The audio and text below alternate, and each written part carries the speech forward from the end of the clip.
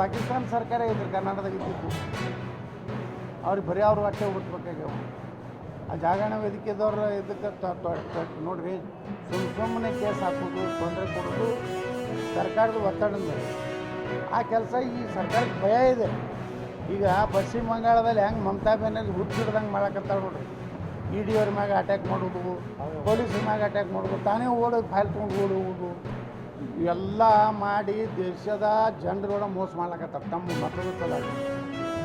ಈಗ ಬಾಂಗ್ಲಾದಲ್ಲಿ ಏನು ನಮ್ಮ ಹಿಂದೂಗಳ ಒಂದು ಕೊಲೆ ಸುಡ್ಲಾಕತ್ತಾರೆ, ಇನ್ನೂ ಒಂದು ಹತ್ಯೆ ಆಗ್ಲಾಕತ್ತವೆ. ಬರೀ ಮಾಧ್ಯಮಗಳಲ್ಲಿ ಕಡಿಮೆ ಬರ್ತವೆ.